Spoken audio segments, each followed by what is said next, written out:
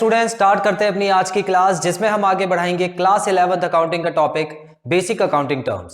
सो students, basic accounting terms में purchase returns and sales returns का topic समझने के बाद अब टाइम आ गया है गुड्स के बारे में समझने का। सो स्टूडेंट्स, आज की क्लास हमारी गुड्स के टॉपिक पे ही रहेगी और हम समझेंगे ये गुड्स टर्म जो यूज होता है वो अकाउंट्स में कहां पे यूज होता है।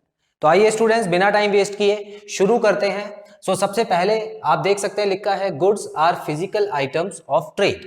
स्टूडेंट्स, आपको ये पता होना चाहिए कि हर बिजनेस कुछ ना कुछ आइटम बेचता या खरीदता है।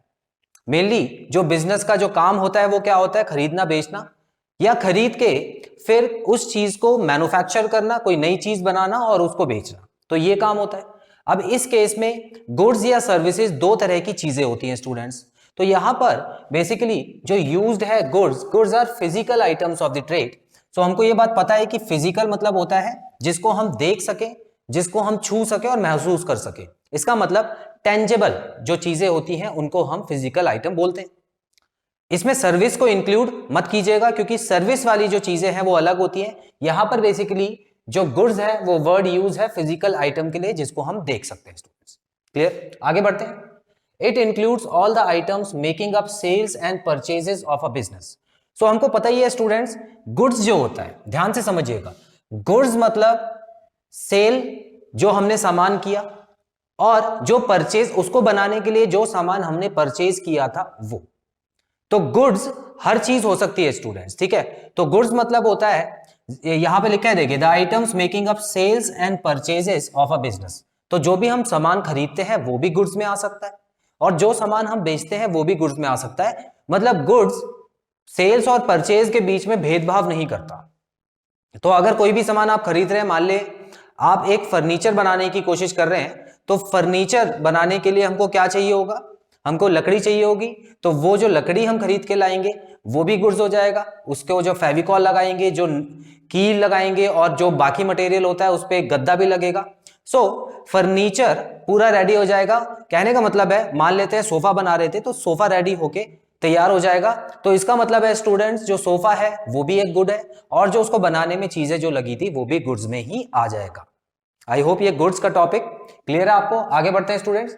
These are stock in trade of an enterprise which are purchased और manufactured for selling.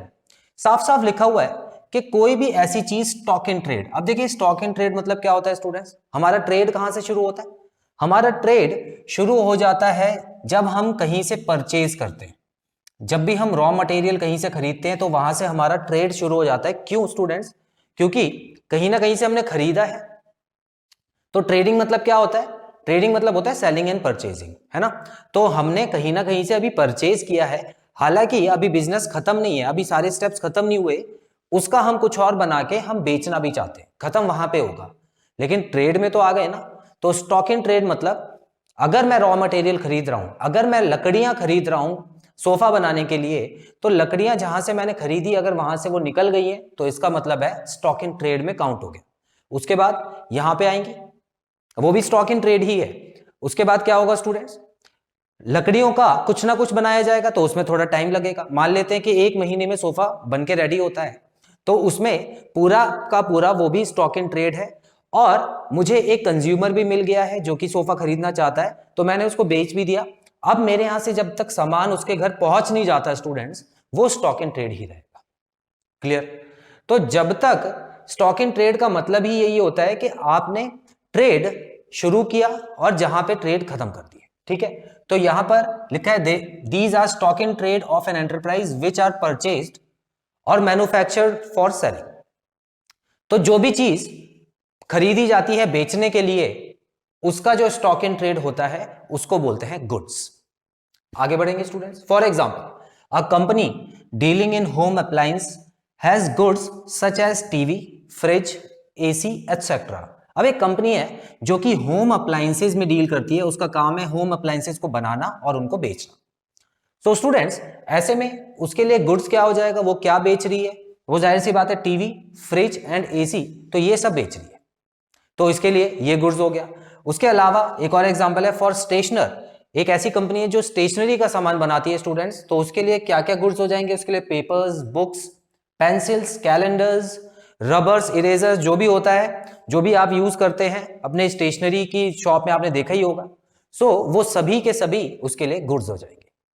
Clear students? उसी तरह जैसे मैंने आपको बताया था, फर्नीचर की अगर कोई कंपनी है तो उसके लिए जो सोफा हो जाएगा और जो बेड हो जाएगा और भी कई तरीके के फर्नीचर आते हैं, टेबल, चेयर्स, तो वो सब गुड्स में आ जाएंगे।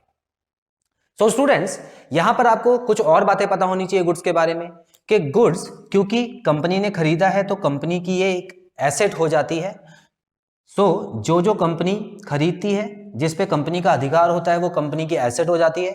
और कौन सी एसेट स्टूडेंट्स? ये होती है करंट एसेट, क्योंकि जो 12 महीने के अंदर अंदर चेंज हो जाती है, जिनमें आप चेंज देखोगे 12 महीने के अंदर अंदर, उसको हम करंट एसेट्स बोलते हैं। करंट का मतलब क्या होता है स्टूडेंट्स? एक तरह का फ्लो, और ऐसा फ्लो जो एक साल में कई बार चेंज हो। अब आप गुड्स के हिसाब से ही सोच के देखेंगे, जब भी हम सामान खरीदेंगे कहीं से तो वो जो गुड्स होंगे वो चेंज हो जाएंगे हमारे पास, और जब भी हम सामान बेचते हैं कहीं पे तब भी चेंज आता है।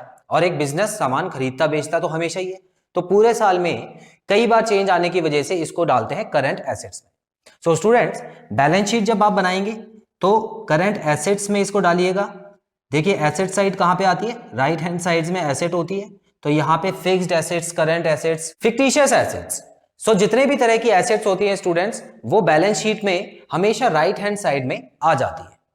सो गुड्स के बारे में आई होप आपको सभी पॉइंट्स क्लियर हैं और कोई भी डाउट नहीं है। सो इसका भी स्क्रीनशॉट ले लीजिए स्टूडेंट्स, उसके बाद मैं क्लास कंक्लूड करता हूं।